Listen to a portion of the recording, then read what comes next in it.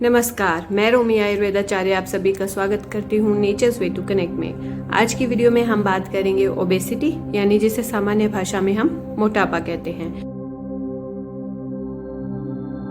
आजकल के लोग हेल्दी खाना ना खाकर बाहर के फास्ट फूड की तरफ ज्यादा रुख कर रहे हैं। तो ये खाना हमारे स्वास्थ्य को बिगाड़ता है, हमारे एडिपोज टिश्यूज को बढ़ा देता है, जिसे हम फैट टिश्यूज बोल सकते हैं या बॉडी फैट।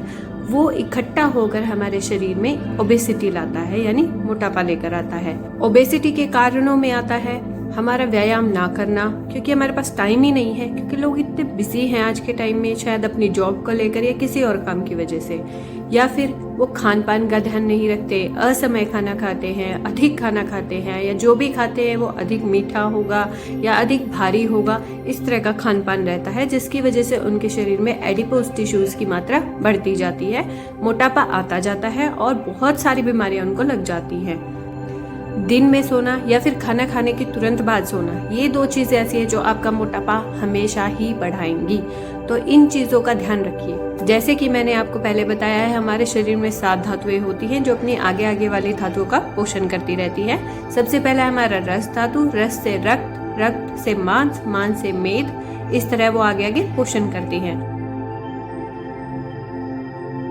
व्यायाम ना करने के कारण या अधिक भोजन करने के कारण या फिर दिन में सोने के कारण या खाना खाते ही सोने के कारण जो मेद धातु के जो हमारे चैनल्स हैं वो बंद हो जाते हैं, जिससे वो आगे की धातुओं को पोषण नहीं देती और सारा जो भी रस आता है जिसके कारण पोषण मिलता है वो वहीं इकट्ठा होना शुरू हो जाता है, जिससे फैट टिश्यूज बढ़ने स्टार्ट हो जाते हैं और हमारा मोटापा आता है। यही मोटापा लोगों में शर्मिंदगी का कारण बनता है, जिससे उनकी डे टू डे लाइफ में बहुत ही दिक्कतें आती हैं। छोटे बच्चे भी इवन आपको चिढ़ाते हैं, या फिर छोटे बच्चे अगर मोटे हैं तो वो आपस में एक दूसरे को चिढ़ाते हैं, जिससे सेल्फ कॉन्फिडेंस बहुत ही लो हो जाता है।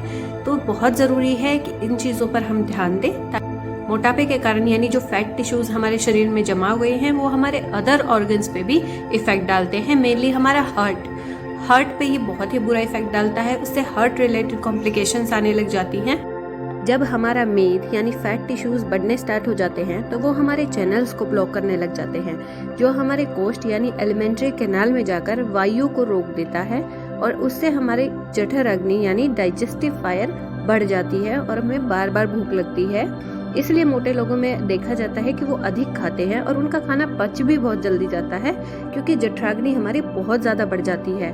और अगर ऐसे लोग पतले होने के लिए खाना कम खाना स्टार्ट कर देते हैं या भूखे रहना स्टार्ट कर देते हैं, तो उनकी जो अंदर अग्नि बढ़ी हुई है वो उनको ही जलाना स्टार्ट कर देती है और बहुत सारे विकार यानी डिजीजेस उत्पन्न करने लग जाती है। लोगों में मेद धातु अधिक बढ़ी हुई है यानी फैट जिनका अधिक बढ़ा हुआ है, उनको बहुत ज़्यादा प्यास लगती है, उन्हें सांस लेने में प्रॉब्लम होती है, उनको बहुत ज़्यादा भूख लगती है, बहुत ज़्यादा पसीना आता है, और जो पसीना आता है उसमें बहुत ही अधिक दुर्गंध होती है, क्योंकि मेद धातु अपनी धातु को पुष्ट करती रहती है और आगे वाली जो धातुएं हैं उनको पोषण नहीं जाने देती।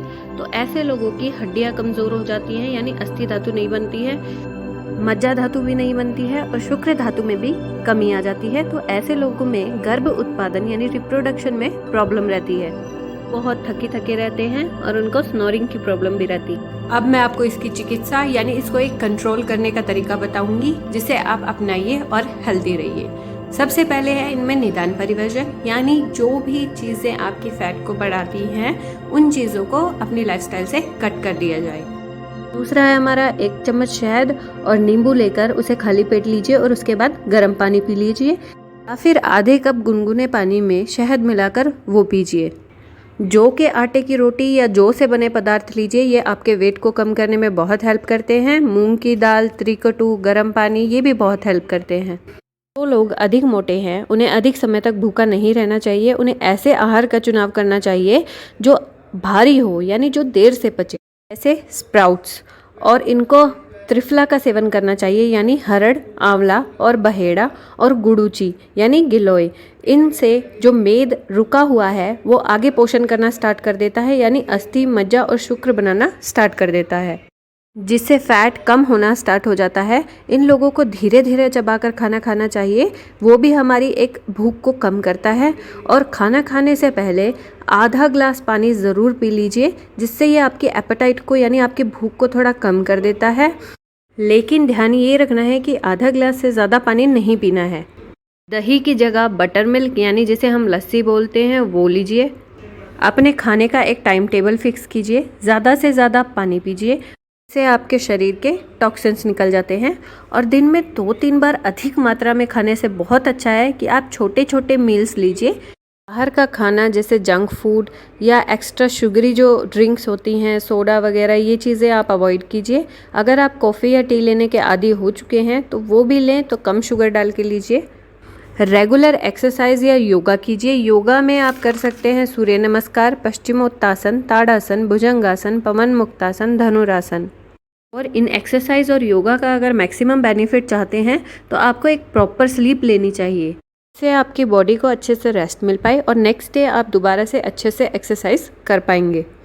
कुछ आयुर्वेदिक योग भी हैं जो बहुत हेल्प करते हैं हमारे मेद को कम करने में, जैसे बिल पंचमूल का शहद के साथ प्रयोग या फिर अग्निमंथ के रस के साथ शिलाजीत का प्रयोग। तीक्ष्ण बस्ती और रूक्ष उद्वर्तन, ये दोनों ही बहुत इफ़ेक्टिव रहते हैं मेद को कम करने में। फिर सरसों के तेल को थोड़ा सा गर्म कीजिए, उसमें थोड़ा सा नमक मिलाइए और उससे मालिश कीजिए। यह भी फैट बर्न करने के लिए बहुत अच्छा होता है। इन सभी चीज़ों का ध्यान रखिए, अपना स्वास्थ्य बनाए रखिए। नमस्कार।